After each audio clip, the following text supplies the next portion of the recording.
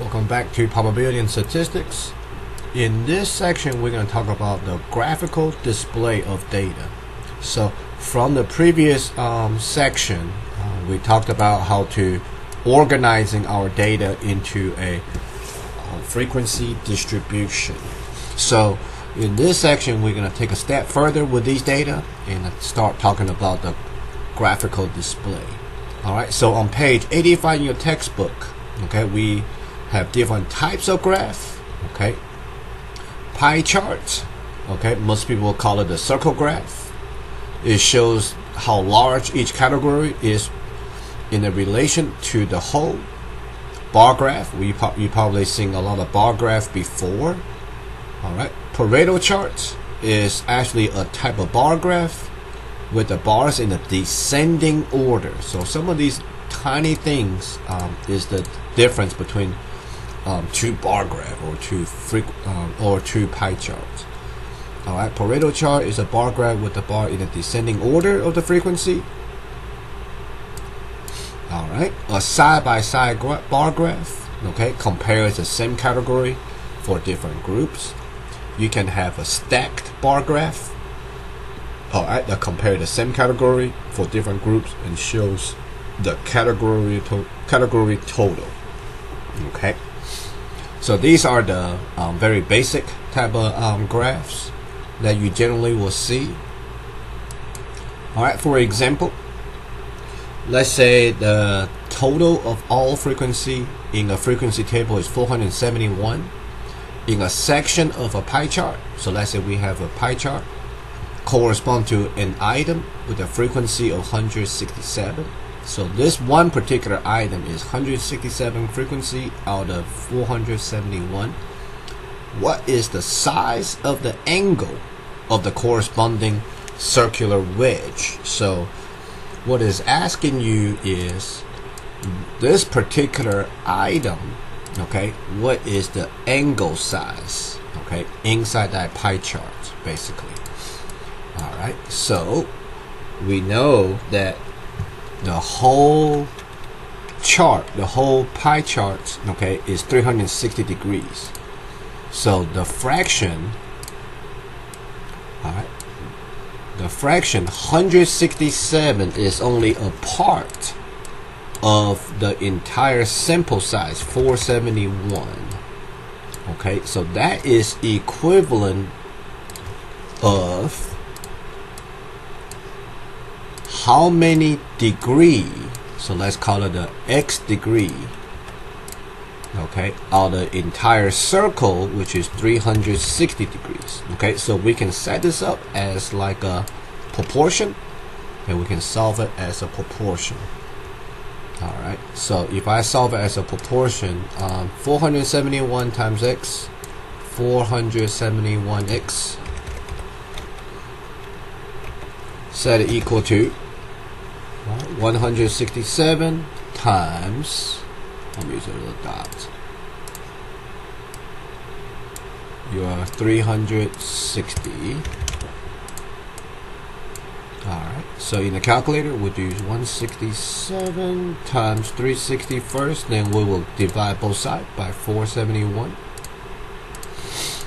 So it's about, if you round to the nearest whole degree, that's about 128 degree. Okay, so my x is 128 degree. All right, that's how you find the angles correspond correspond to that particular item.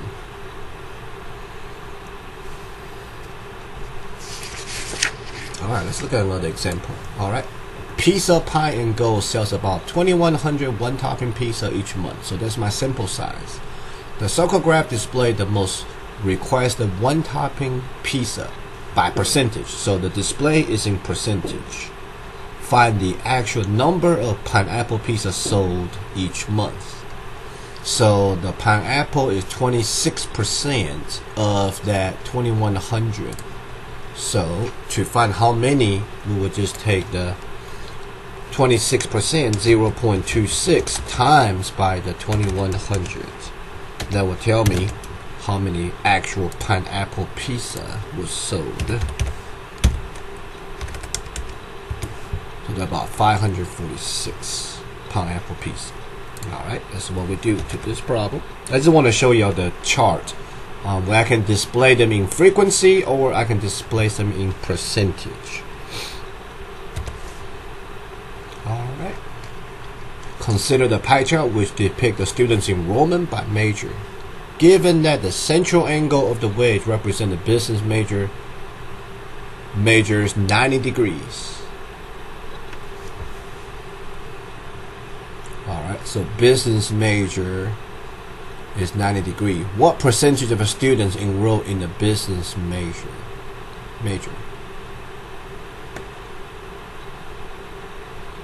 What? Well, given that central angle wedge represents business major is 90 degrees. What percentage of students enroll in business major? Kind of strange problem because if it says the angle right here for the business major is 90 degrees, so what percentage is that? Well, if you think about it though, 90 degree is actually a fourth, okay, of the entire it's a fourth of an entire circle, because I know that 90 degree,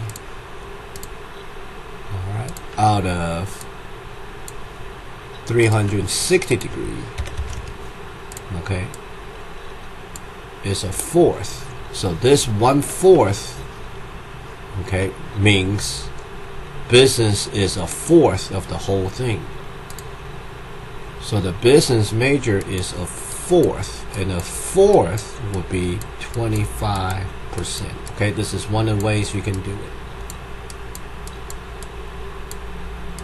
So if you want to know, you know, I mean, we can do this vice versa. Okay, we can say, okay, 16% is liberal arts. 16% is actually how many degree? So we can do 16% is 0.16, and 0.16, okay, is the equivalent of how many degree? And we can set it up as a proportion as well, because we can say X number of degree out of 360 got to equal to 16%, which is, you can say 16 over 100 or 0.16. Either way will work, and use your cross product and solve it. Alrighty. So I just want to kind of show you the display of pie charts. Let's move on to bar graph. Alright, the following bar graph shows, let me make this slightly smaller. Alright, the following bar graph shows the per capita personal income for the 6 states. Okay, so per capita personal income means it's almost like a personal income per person, okay, on average personal income per person for the states. Alright, for the 2003, find the lowest per capita income. The lowest income is 26,132. 26,132, and that will belong to the South Carolina, but I have to write in an actual number. Find the highest per capita income. The highest on the list is belong to New York State, 36,574. Alright. Bar graph. And what I want you to notice here is my x-axis of the bar graph are my category of the states, okay, and y-axis are numerical value of income. Alright, in my pie charts, okay, in my pie charts I'm still using category, you know, I'm still using different types of category, okay. Let's try another example here of bar graph. Alright, again, x-axis is category, okay. And let me make this a little smaller. So this is the electoral college vote for the 6 states. Bigger the state, okay, excuse me, not the size of the state, the population of the state. Okay, more people live in the state gets more electoral college votes. So the state of California, all right, will have the most electoral votes. All right, so the 13 to 34 are the actual votes. Find the lowest state electoral vote total. The lowest one on the list is Alaska, only get 3 votes. The highest is in the list is Texas, which gets 34 votes. Okay. I think South Carolina gets, can't remember exactly how many. I think it was like 7 votes or 8 maybe. You go by how many congressional districts the state has. Alright, so these are the basic display of graphs. The next set, if we go back to page 85, the bottom portion, okay, now these are more for statistic, okay, type of graph. Alright, the number one popular display, okay, is called the histogram. Histogram is a type of bar graph of frequency distribution of quantitative data, where the horizontal axis now is going to be the number line. Now x-axis is not going to just be for category, it's going to be an actual number line. The word frequency polygon is a visual display of frequency of each class, okay, of quantitative data that use straight lines to connect the points plotted above the class midpoints. So if you look at the histogram above it, in the middle of every bar is the midpoint of the class. If I would take away the bars, okay, what I left with is these midpoints. So if I connect all these midpoints, okay, that will give me something called the frequency polygon. Alright, so all these words that we talked about, okay, in the previous section, okay, the midpoint, this is how it's used. I will tell you how the class boundary will be used just in a minute. OGIF, alright, display the cumulative frequency of each class, alright, by using straight line to connect the points. So if I use a cumulative frequency 3, 5, 7, 12 on the previous section, if I will plot these points, okay, that will actually give me OGIF. Alright, stem and leaf plot is very, very common. It retains the original data. The leaves are the last significant digit of each data, and the stems are the remaining digits up front. Alright, we'll do an example of this in a minute. Dot plot retains original data by plotting the dot above each data value on the number line. So as you can see, the one with the most dots has the most frequency. A regular line graph uses a straight line to connect points that's plotted. Okay, so this is very basic. Alright, let's try some example. Okay. Alright, let's see what this one is. This is not an OGIF. I think this is just a regular line graph. Following line graph shows a combined math and English SAT score average for New York from 94 to 1998. So here is our line graph. Alright. Find the lowest combined SAT score for the 5 years shown. The lowest score got to be is 989, which is for year 1994. So the lowest score, 989. The highest score for the 5 years, 998. Alright, for the year 1998. Alright, quantitative data, not qualitative, because my x-axis is not using numerical values, so that will be quantitative. Alright. This picture does look like an OGIF, but it is not. The picture of OGIF will actually go up because I'm keep on using the cumulative. Okay, but remember now, the very first point of OGIF will actually start at the origin, okay, at 0, and then connect to the first frequency, and so on to the next cumulative frequency. Alright, here we go. This is a histogram. Pre-algebra exam scores. So what you notice here on the x-axis, these numbers right here are your boundaries. This is how boundary is used. Okay, so basically your first class is actually going to be 70.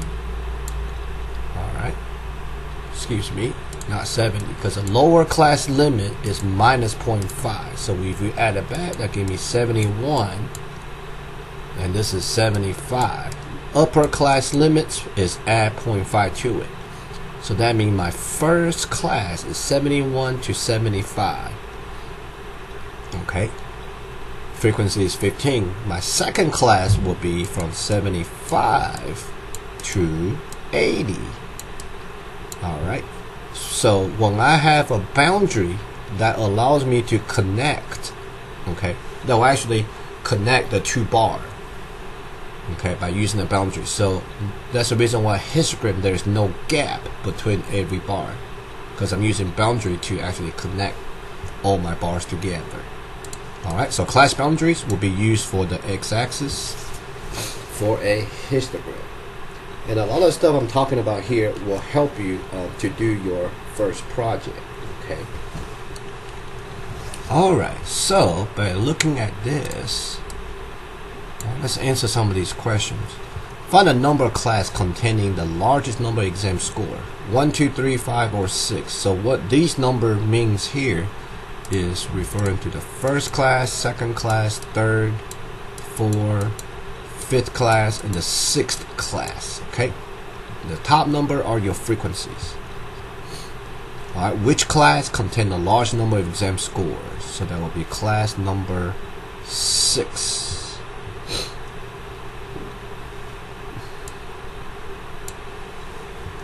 Find the upper class limit of the third class. Upper class limit of the third class. This is a third class. Lower class limit, upper class limit will be, go backwards, minus 0.5. That would be 85. Find the class width of the histogram. So what I can do is just subtract.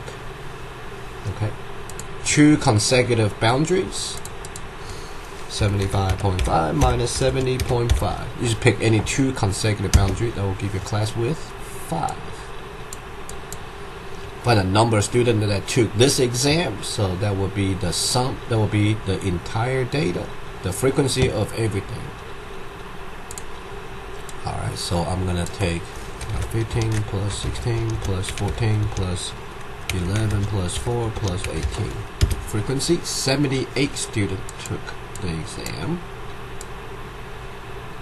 Find the percentage of students that score higher than 75.5. 75.5 is right here. Everybody score higher. Let me use a red. Everybody score higher will be to the right of this. So that will be the 16, 14, 11, 4, and 18. So let's see how many students that is. This probably want me to find percentage.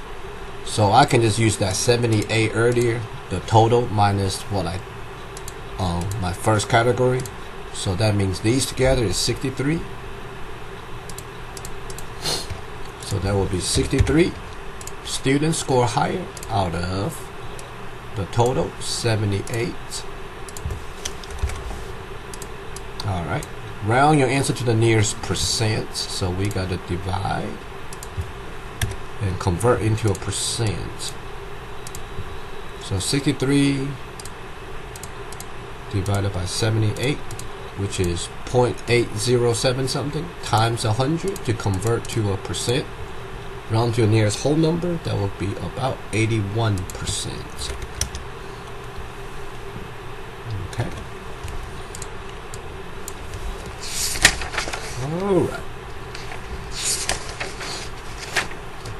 Now I got this thing here on the next page on your handouts. I got this frequency distribution. They asked me to construct a histogram. Okay, I'm gonna come back to this. I'm gonna skip over this for a minute. I'll come back to it. I'm gonna show y'all a stem and leaf plots problems real quick. I got 24 different gas stations. Okay, this is the average price gasoline. So the last significant digit is in the leaves. Okay, the other two values is up front. So the word key could create the key to be used in for the interpreting of this stem and leaf plot. So the key here got to be,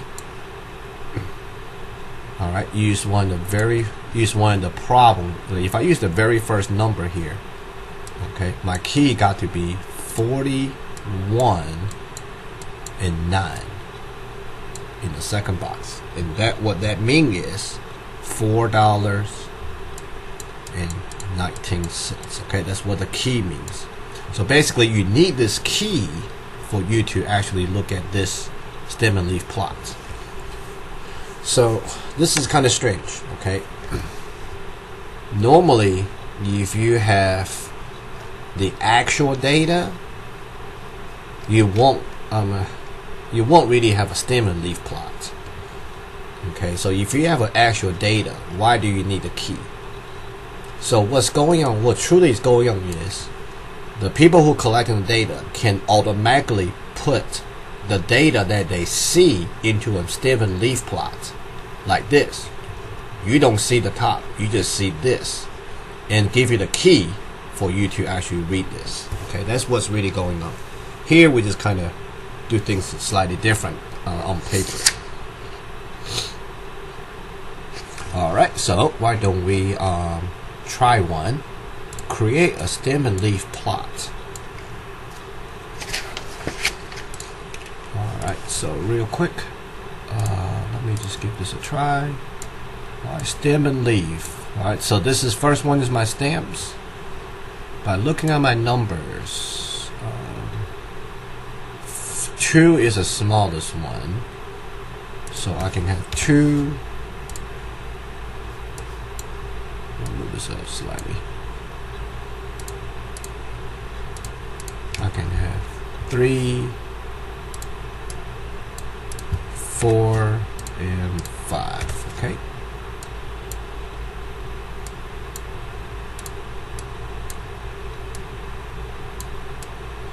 Alright, so let's give it a try. 49. Okay, we gotta write this down slightly nicer. So I'm gonna just look at my 2's first. Okay, find the 2. Find the 2. I got 2, 0. 20. Put 0 right there. Next 2. 25.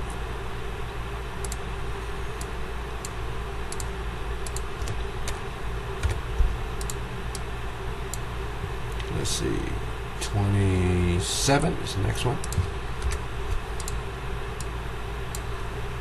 Okay. Alright, the 30s. Smallest 30. I'm done with that 27. Smallest 30s. I see 32. So I'll start over with the 2.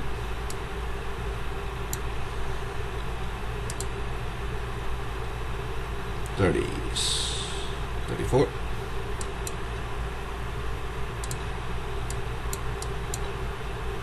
36, 38, okay, 40s, smallest 40 I got, 40, put a 0 right here for the leaves, 43, 44, right next to it, 45, 45, no window 45, 46, 47, 48, 49. Alright, so that's all my 40s. Now the smallest 50 I got left is 51, 53, 55, and 57. Okay, so here we go. Stem and leaf plot. That's how you actually create one. Alright, dot plot. Okay, dot plot. A manufacturing company is shipping a certain number of orders that needed to weigh between 196 and 197 pounds. So if you look at this number line here, all the dots are between 196 to 197. Use the dot plot below to answer the following questions. So how many orders did the company ship between 196 to 197? So we gotta add up all these dots. So there's 2, 4, 6, 8 dots plus 1, 2, 3, 4, 5, 6, 7, 8. So 8 plus 8. That means I got 16 orders being shipped. What was the most common order weight? So the most common order weight would be clearly 196.9 pounds. Was the average weight for this simple order that is closer to 196, which is on the left, or 197 on the right? So by having a dot plot, it shows that my distribution, okay, is weighing toward more 197. Okay, that's what that word distribution means. It's looking at the display of your data. All right. So let's create a dot plot ourselves. Construct a dot plot. So all you do on the homework is just put the dots on the number. Okay, right above this number line. 2,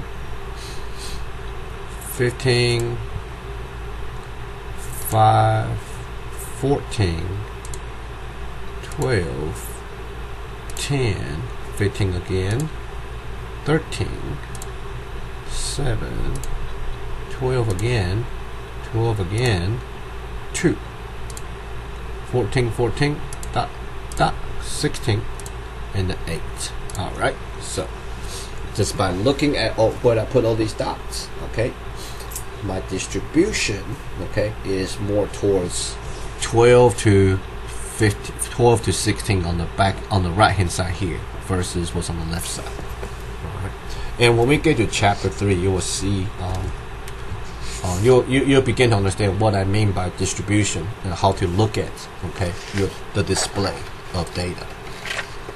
Alright, I would like to show you how to draw the histogram using your calculator.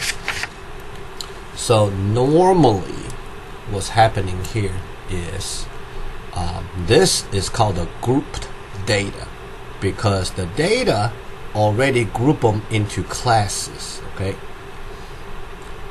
so normally what we see is either data already grouped or the actual data.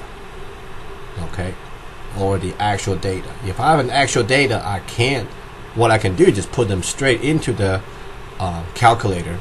I can put the actual data into a calculator. Now, so this is a grouped data. Alright, so for group data, okay, here are your instructions. We'll go over this. This is for raw data. Raw data are the actual data. Okay, so the steps are slightly different. So I'm gonna walk you through this real quick and we'll do them in the calculator together. So the first thing we need to do is press the word stat. So on the calculator, press the word stat. Choose the word edit, number 1. Step number 3, enter the midpoints. So we learn midpoints, okay, because midpoint is going to be in our first column. Alright, enter the frequency under L2, the second column. The first column is X, the second column is your Y-axis. Alright, so I gotta find some midpoint first. So up here, The midpoint will be adding the lower class and upper class limit. Let me get out of here real quick. 16 plus 19, and then divided by 2. So my first midpoint, 17.5. Alright, so rather than keep on typing so many things, I'm gonna find my class width, take 2 consecutive lower class limit and subtract. That will be 4, so 17.5 plus 4. The next midpoint, 21.5 plus 4 again, plus 4, 29.5 plus 4, that would be 33.5. So here are my midpoints. So stat number 1, edit. Now what you see here is I got number already typed in before for other examples. So this is how you clear it out. You go up, highlight the word L and press clear and enter. Do not press the word delete. Okay, do not press the word delete. Come over here, go up, press clear, press enter. Now if you do not see L1, L2, L3, you know, maybe like you only have L1, L3, L4, you're missing a column, what you can do, okay, is to reset everything you have on the calculator. Okay, so I'm gonna go to, I think, bear with me a minute, it's been a while since I do this.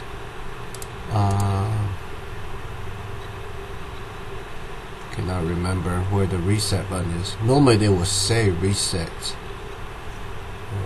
or the word fix. So let's go to memory, second and plus sign, number 7. Okay, go to number 2, we'll try it. Reset all the RAMs. So we're done. Okay, if that does not work, alright, I think reset is the last button. Yeah, you can do all RAMs, erase all data and program from the RAM, reset, and see it that way, and see if you got your L1, L2 back. If not, just email me, let me know. Alright, so I'm going to type in my class midpoint on the L1.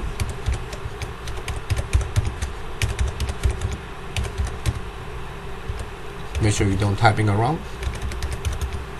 Alright, I'm going to scroll to the right, highlight L2. Alright, and type in my frequency. 1, 4, 10, 4, 9, 9. Make sure the bottom line lined up, okay? Otherwise you're skipping a number. Alright, so once you've done that, let me scroll down a little bit. Press second stat plot.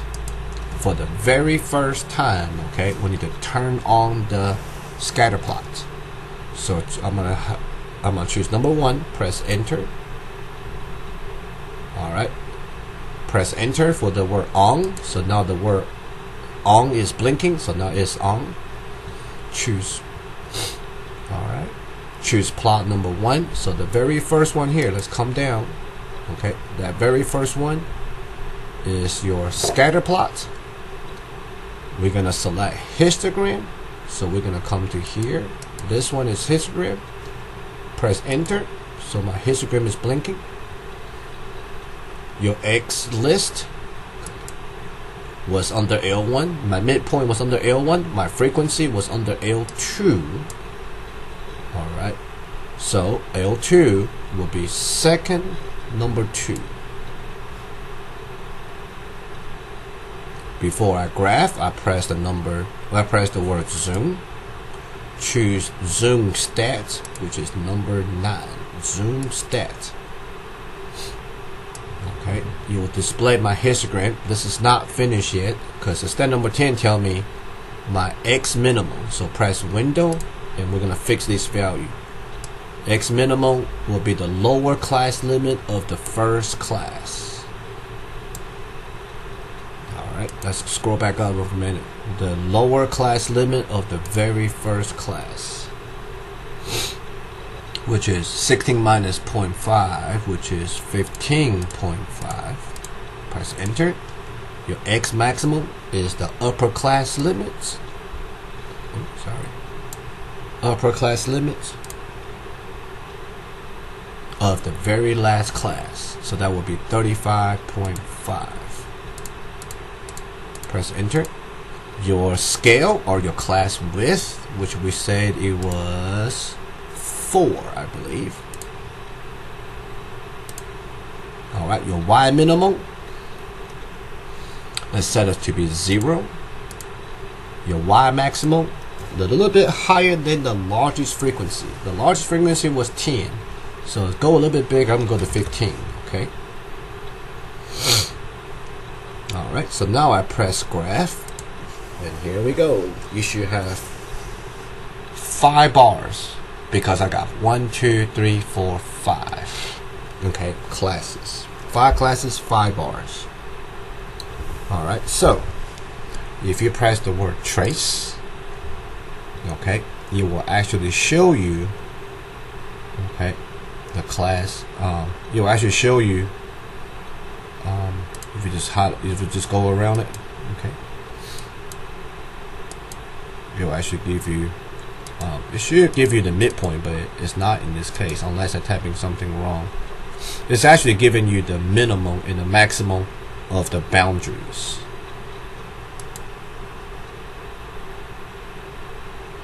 Okay.